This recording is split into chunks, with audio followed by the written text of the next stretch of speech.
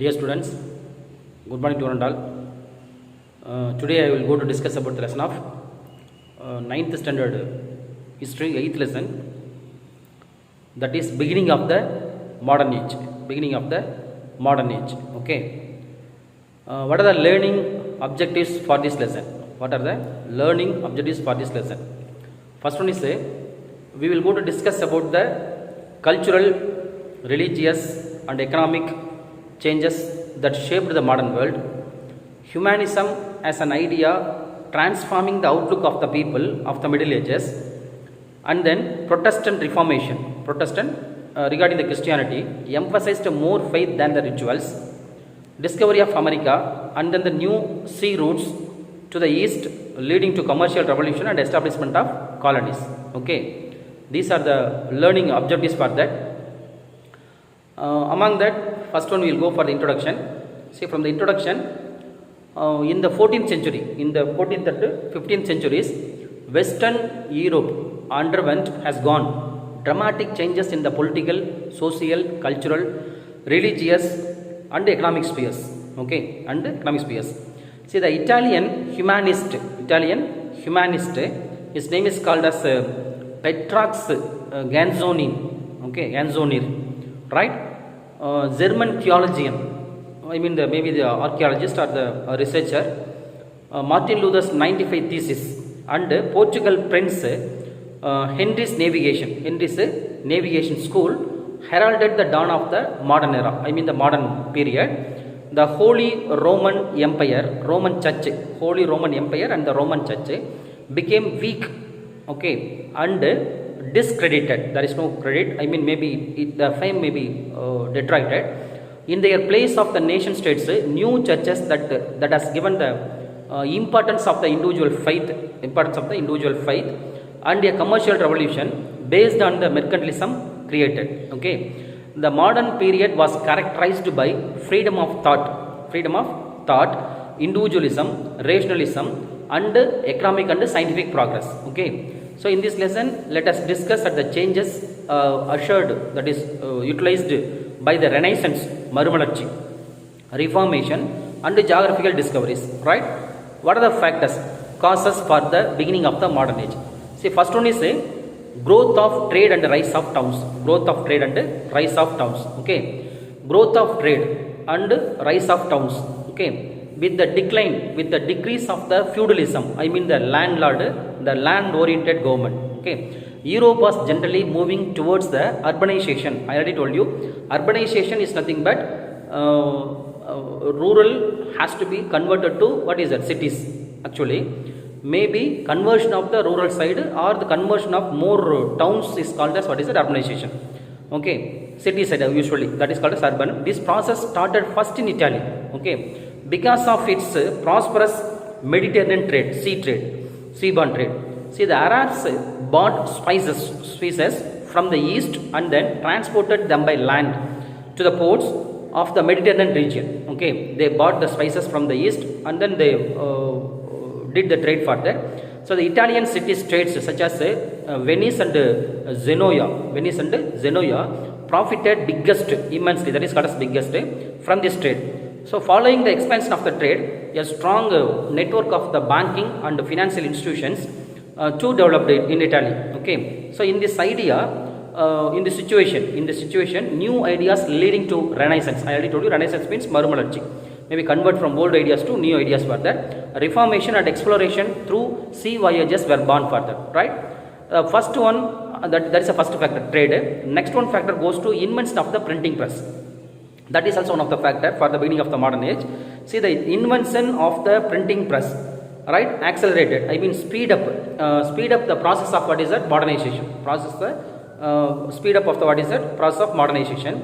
Earlier, manuscripts written in documents were written by hand on animal skin called vellum. That is called as vellum. Only the privileged few could access them actually from the manuscripts.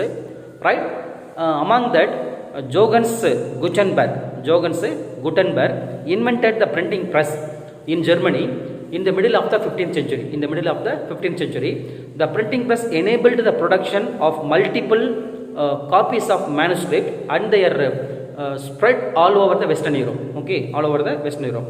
In less than 50 years after, the invention of the Gutenberg printing press, about 6 million books had been printed. Okay, within the span of time, 6 million books were printed. That the invention of printing press not only spread the knowledge widely, but also promoted the critical thinking by the Ottoman Turks. Okay, this acted as a catalyst of birth of Renaissance. Okay, so it also led to the discovery of new land routes. There is no doubt at all. Following the Turkish occupation, a number of scholars, artists and artisans left Constantinople, which was for many centuries the cultural capital of the modern world, to the Italian city-states. Right? That is also one of the factors for that. I mean actually this was the heading under the fall of Constantinople. I mean that is the third factor. It was happened in the year of 1453. Constantinople, the capital of the Byzantine Empire was captured by the Ottoman Turks. Okay, this is the third factor. This is the first factor is trade. Next factor is invention of the printing press. Next factor is fall of Constantinople. Okay, and then the next heading goes to why Italy became the birthplace of Renaissance. Okay, see the Italian city-states such as Florence. Florence, Milan, Venice and Rome profited, okay, immensely, the large volume or the biggest from the Mediterranean trade. This led to the creation of a rich and moving urban culture. Vibrant means moving urban culture. The rich families of the city-states such as Medicis of Florence patronized poetry patronized means, okay, literature, art and music, okay, so and so. The high point of this period was between 1475 AD and 1525 AD. Okay. See, the Italian universities taught humanities, linguistic, language, grammar, and then history, science, and ethics, which prepared the students for public life, commerce, and administration. The study of humanities was so popular in the Italian universities that students from all over the Europe flocked there. Classical Greek and Latin literature is also introduced the idea of humanism, which got reflected in the paintings, okay, and then sculptures, architecture, music and writing of that period. Okay, and then next one goes to humanism in literature. See, the idea of humanism was first expressed in literature. The humanist, I mean the human being, the persons, were critical of medieval ideas and institutions and criticized them. In their writings, and they argued that man was endowed with the reason and the ability to attain true knowledge and the greatness. Okay, see, regarding that, Petrarch, his name is called as Petrarch, in the year of 1304 to 1374 AD, was the first to adopt ideas of classical humanism in his works, and therefore it is called as father of humanism. Okay, one more author, he is called as Dante, influenced by the classic, wrote divine comedy, that is called, one more writer is called as Machiavelli, wrote a political treatise or the treatise called the Prince. In this book, he wrote about the virtues that a ruler should available. Okay, he declared that a ruler should be a lion and a fox in one. He declared that the ruler should be a lion and a fox in one. For him, the end was more important. Than other means for that. Okay, and then Erasmus, in the period of 1466 to 1536, okay, known as the Prince among humanists, wrote in Price of Folly as that is also a classical work of the activities of the rituals of the church, regarding the church. Further, Sir Thomas More of England wrote Utopia. Okay, Utopia. That is also a satire on the political evils of his time. That is called as, and he wrote the Don Quixote's another book on the medieval chivalry of the what is that valor. Okay. Next one goes to impact on the art. What are the impacts, the effects on the art? Okay. See, the Renaissance painting and sculptures were realistic and naturalistic. They improved over the medieval paintings and sculptures which were stylized, unrealistic and two-dimensional. They portrayed, once again I told you, portrayed means portrait padugattal. Okay, natural landscape and human anatomy, emotions and what is that, ideas. Okay, these are the things they were portrayed with the help of what is that, art. So in the field of art, a great artist like Leonardo da Vinci, Michelangelo and Raphael dominated the scene and produced some of the finest artistic works. Okay, Leonardo da Vinci in the year of 1452 to 1519 was a versatile genius. You know very well, his paintings were excellent. Mona Lisa. He was a painter, sculptor, architect, military engineer, okay, an anatomist and poet. He played a multiple role for that. His paintings of Mona Lisa, isn't it? Just you know very well, you have seen often and often for that. The Last Supper and the Virgin of the Rocks are illustrious examples of them. Okay, that will be published in the book, your book also, right? Go through that. Michelangelo from the year of 1475 to 1564 was a painter, sculptor, architect and poet. See, his marble sculpture of David depicts the youthful strength and energy of the giant slayer.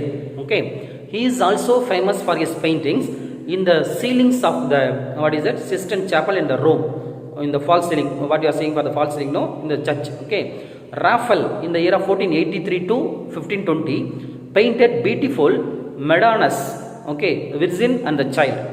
Right, his painting of the School of Athens travels ideological debate, opinion, debate may be the quarrel of his times, namely the conflict between spiritualism and humanism. Okay, next heading goes to science during Renaissance. Art over. Next one is science during the what is that, Renaissance. Right. See, the advances in science were inspired by Ptolemy and then Archimedes and then Euclid. Okay, three others may be there, others of classical period. See, in the medieval period, the Aristotelian view that the earth was the center of the universe, strengthened the church's view of creation, and its own centrality to mankind. However, the influence, what is influence for that? Influence of Plato. Okay, Plato and the other classical challenged it, laying the foundations of what is that, modern science. Okay, say William Harvey discovered the circulation of blood. Okay, right, that is one of the invention. And then Copernicus proved that earth revolved around the sun through a mathematical model. And next, Galileo, you know very well, famous scientist, proved further astronomical proof with the help of the telescope. Right, he invented. However, he was forced by the Inquisition to withdraw his findings on the threat of death penalty. Right, he was forced to that. The church thus has gone its importance. The church has played the major role on those days for that. From this we came to know about that. Okay, and then the church thus continued the prevent of the growth of science is undermined its importance for that. Nevertheless, scientific discoveries and inventions continued leading to the scientific revolution. Okay, so what are the effects of the Renaissance? What may be the effects of the Renaissance? அதனுடைய விளைவுகள் எது? மறுமலர்ச்சியின் விளைவுகள் in the modern age. Okay, see, the effect of the Renaissance was profound, large and far reaching. The most important contribution was the idea of humanism, and then it marked a definite shift towards individuality and then secularism and what is that, nationalism. Okay, The introduction and the practice of writing in the vernacular, I mean their own language, starting from dance enriched has grown the growth of vernacular languages, which in turn provided the intelligent basis for the rise of nation states. Okay, Renaissance made the beginning of criticizing the corruption as well as the worldly practice of the church on those days. That was the corruption practices that was made by the church. It reveals further which one, the Renaissance, right? And then Erasmus and Thomas more indirectly encouraged the reformation of the church movement. Okay, so the curiosity kindled enriched by the Renaissance played a decisive role, very important role in the discovery of new land roads. What is that? Remapping of the world, so far that there is no, it's not possible to go for faraway distances or the faraway land for that, but with the help of the remapping, they have an idea to go for some other places of the world for that. The spirit of adventure, okay, and quest for what is that? Knowledge. See, that impelled the marines to sail into the high seas further. Okay, similarly, the empiricism of Renaissance combined with the knowledge of classical science led to the new inventions in science. Okay, Copernicus, isn't it? Okay, Copernicus revolution in astronomy and William Harvey's contribution to human anatomy also helped further. Right, this is called as Renaissance. Next one is Reformation. That is, Renaissance is Marumalachi. Reform, what they did further. See, actually, the Roman Catholic Church was a powerful institution during the Middle Ages. There is no doubt at all. That played the major role. The church enjoyed both spiritual and temporal powers. Okay, all the powers for that. The Pope was its head. You know very well, Pope. Okay, his office was known as papacy. The Pope wielded spiritual authority over the Christians, of Europe, cutting across the territorial boundaries. See, he lived a luxurious life like a prince. Okay, see, he was a pope, but he lived luxurious life like a prince. Many of his officials was corruption, and the offices of the church were sold for a price. The church made the people believe that they would suffer in purgatory, relief for the ritual because of their sins. The people were further told that if they repented their sins and they did penance, they would be absolved, right, from sins and go to heaven. If they do for the purgatory.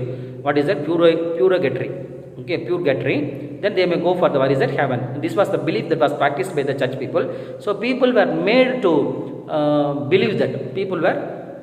Made to believe that participation in the mass would reduce the sins. Actually, the church even began to grant pardon, known as the sale of indulgence. That means payment to the Catholic Church. Okay, among that, one of the best social reformer on those days, is Martin Luther. Okay, in the year of 1483 to 1556 AD. 1483 to 1556. Right. See, the Martin Luther, a monk of the Augustinian order and a professor of the theology in the University of Wittenberg. Wittenberg, was a devout Christian and a scrupulous follower of the Catholic faith. However, on his visit to Rome, he was shocked by the luxurious life of officials of the church. Right? At about this time, a church official, Johann Tetzel, isn't it okay? Johann Tetzel came to Wittenberg to sell indulgence and church offices at an auction. See, the Martin Luther wrote a pamphlet against the sale of indulgence. Right? He won't allow for that. He opposed that. Right? The sale of indulgence, sale of offices, and other corrupt practices. Right? He listed out 95 points and pasted them on the church door of the Wittenberg. Later the points raised became the famous 95 thesis. That name is called as all the corruptions were listed and printed, wrote a book that is called as what is that 95 thesis. Okay, soon they were printed and circulated widely. When attempts of the church to make him withdraw his criticism failed, Pope Louis X issued a papal bull excommunicating him. Martin Luther signaled his revolt by publicly burning the papal bull. He was then called to the Diet, right, that met Worms in 1521 AD. Luther attended the Diet to defend himself, to protect himself despite his friends' cautions. He was fortunately saved by his patron Frederick, okay, the the elect of Saxony. Frederick did hit him in his Batberg Castle, right? Batberg Castle, where Martin Luther translated the Bible into German. Okay, Martin Luther further elaborated his differences with the church. Okay, he rejected the belief that ceremonies and penances would lead to the salvation. He argued that by faith alone that one could attain salvation. Okay, he put forward the doctrine of justification by faith. The grace of God would be bestowed by the divine will alone and not by the deeds of the people. Further, the Bible could be read and interpreted by all, and not by the church alone. Okay, thus he rejected the role of church as an intermediary between the individual and God. His teachings became popular throughout Germany. Okay, not only many princes, but the peasants, farmers also supported the Martin Luther's cause. Thus, Luther's Reformation marked the first successful break from the church and establishment of the Protestant church. Right? When some of the German princes protested against the imposition of faith on them, the Diet of the Spires, they came to be known as the Protestants, and the Reformation that followed also came to be known as the Protestant Reformation. What about the other Protestant reforms? The Lutheran Reformation opened the gates of other Protestant reformations. Actually, though inspired by the very same reasons as that of the Lutheran Reformation, they showed the differences of their doctrinal approach. Okay, among that Zwingli, Ulrich Zwingli, in the year of 1484 to 1531 of Switzerland. Okay, and John Calvin of 1509 to 1564 of Geneva followed Martin Luther in protesting against the church. Okay, like Luther, they were also unhappy with the functioning of the church and questioned the sale of indulgence and ecclesiastical officials. Okay, Zwingli worked from Zurich, was against all forms of rituals. Right? Like Zwingli, John Calvin too opposed all forms of display of wealth. Calvin codified his views in his book Institutes of Christian Religion. He controlled the government of Geneva between 1541 AD to 1564 AD. Right? So in England, the Reformation was brought about due to the personal reasons of the King Henry VIII. Okay, Henry VIII longed for a son who would succeed him to the throne. For this purpose, Henry wanted to marry again, and therefore appealed to the Pope to annul his marriage with Catherine. However, the Holy Roman Emperor was Catherine's nephew, and he pressurized the Pope not to agree to his request. Okay, as the Pope kept evading his decision, King Henry VIII grew impassioned and broke his ties with the Rome further. Okay, he cancelled all the ties for the Anglican Church. Okay, he confiscated the properties of the Catholic Church. He seized the properties of the Catholic Church and monasteries in England, and declared himself the supreme head of the Anglican Church. Right?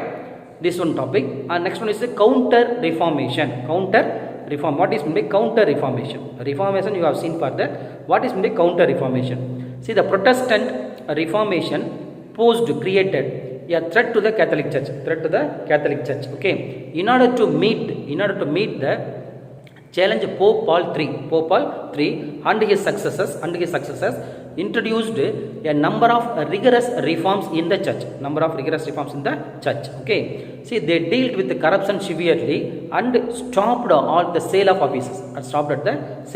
Offices. Okay. The Council of Trent, Council of Trent re-emphasized the importance of ceremonies and the significance of the mass.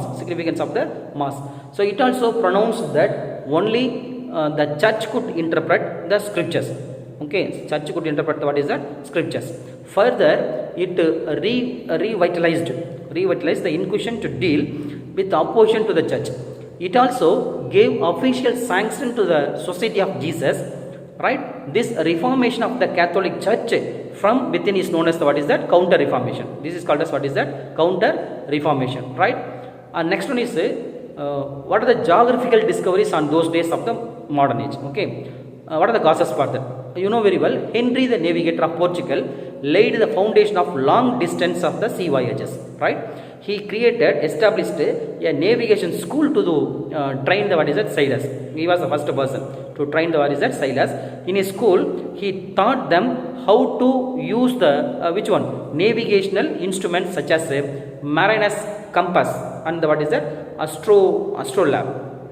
I mean the navigational tools, like as how far just nowadays we are using for the GPS and GIS, the same thing. So the impulse for seafaring and adventurous spirit to explore uncharted sea waters was kindled by the curiosity generated by the Renaissance and the travel accounts of Marco Polo and Ibn Battuta. This was further fueled by the crusading spirit of the missionaries who tried to undertake the dangerous voyages, dangerous voyages to spread the gospel to the non-believers of the distant lands, right? But the primary factor was economic. Their primary factor was to plunder a lot of the wealth of the wealth to their own country. When the Ottoman Turks blocked the land route between east and west, spices and other goods became costlier because they blocked that all the route. So automatically that was all the prices may rise, right? The European traders were deprived of the huge profits that they were earning out of their trade in spices. Actually, this intensified, make more severe to urge to discover the new sea route to Asia. Okay, so a breakthrough was made in the 14th century when a copy of Ptolemy's geography was brought from the Byzantine Empire to the west. By the middle of the 14th century, thanks to the we have seen the beginning in the introduction. Multiple copies were made and circulated widely, so it greatly increased the knowledge of sea routes. Okay, next one is Portuguese explorations. First one is Henry the Navigator. Next one is Portuguese explorations. See, the sailors of the Prince Henry had travelled into Atlantic Ocean up to the islands of Azores and Madeira. Okay, they explored the west coast of Africa. Lopo Gonzalez was the first sailor to cross the equator. Till then, sailors did not dare to venture beyond as they harbored fears about boiling waters and sea monsters. See, maybe the southwest monsoon, isn't it? Okay, cyclone. And then Bartholomew Dias ventured further down of the African coast, reaching Cape Point or the southern tip of Africa in 1487 AD. He named it as Cape of Storms, as he encountered fierce storms there. However, King John II of Portugal renamed it as the Cape of Good Hope, as it provided hope to reach the India by sea. Okay, this was the first name that was fixed by them. Next one is the Portuguese established a trading post along the west coast of Africa, dealing in lumber, ivory and slaves. For this purpose only, they set up several trading posts for that. the establishment of trading post enabled them to buy slaves and transport them directly to Portugal, right? Slave trade, that was the olden days, that was the biggest trade that was happened in the Africa as well as many European countries. That was done.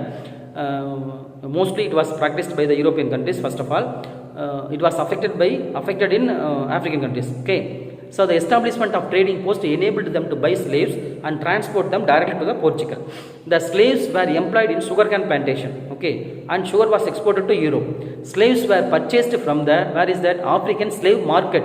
How far we are selling for the vegetables and so on, so no, the same thing.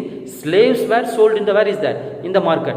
Such a crucial thing was done on those days further. Okay, so slaves were purchased from the African slave market and transported to the colonies under inhuman conditions in slave ships. Inhuman condition, what is that? See, there is no gap, there is no proper food, there is no proper water, and they were what is that, இந்த ion சாக்கல்ஸ், இரும்பு சங்கிலியால் கட்டப்பட்டு, okay, ரொம்ப கொடூரமாக அவங்களை கொண்டு வந்திருக்காங்க. That's the main point for that. So they were chained and cramped into the narrow what is that, spaces, right, with insufficient air to breathe for them. ஆடு மாடை கட்டி கொண்டு வராங்க இல்லையா, அந்த மாதிரி கொண்டு வந்திருக்காங்க. Many died during the journey. So you think that how far the travel was very crucial.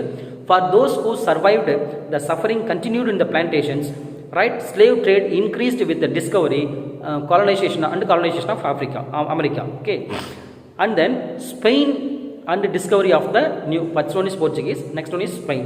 So in the year of 1492 AD, Columbus, you know very well, no, Columbus first discovered America, isn't it? Okay, sea route of America, with the support of King Ferdinand and Queen Isabella of Spain, set sail in three ships.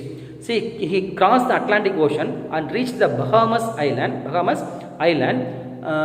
and what is that, Cuba and Haiti. Okay, Columbus thought he had reached the frontier areas of Asia. Hence he called the natives he encountered as Indians. Okay, he thought that they have encountered the place of Asia, so he thought that it is the they are called as Indians. Okay, the Amerigo Vespucci was another sailor, made 3 or 4 voyages and landed on the American mainland. He realized that it was not Asia. Okay, it was not Asia. Actually, he was found that they had stumbled upon a new continent. Hence, he called it is the New World. Later, a German cartographer, map maker, while preparing a map of the world, named the New World after Amerigo Vespucci. He only found and called it as America later. Automatically there was a rivalry or the enmity started between Portuguese and Spanish. Okay, due to the sea route and trade, so and so. The Portuguese claimed the territories discovered by the Columbus. See, the dispute was referred to the Pope Alexander. Dispute was referred to the Pope Alexander VI, right, who drew an imaginary line, ஒரு கற்பனையான ஒரு கோடு, border, right, to the north to southwest of Azores, and declared that the territories to the west of that line belonged to Spain and that of east to the Portuguese, right. In 1497 AD, Vasco da Gama sailed from Portugal as the head of 4 ships to find a sea route to India by going around Africa. Okay, after reaching the Cape of Good Hope, he set sail to India, right, up with the help of an Arab navigator on 20th May 1498 AD. Okay, 20th May 1498 AD. Okay, he reached Calicut. Where is that? Calicut, on the Malabar coast, Kerala. Okay, at Calicut, Vasco da Gama was astounded to find pepper and other spices, a precious commodity in Portugal. விலை மதிப்பில்லாத பொருள், available at low prices. He bought as much spices as possible. How much? Whatever the limit, just he bought them. Okay, he earned huge profits from there. Which one? Regarding the spice trade. Okay, later the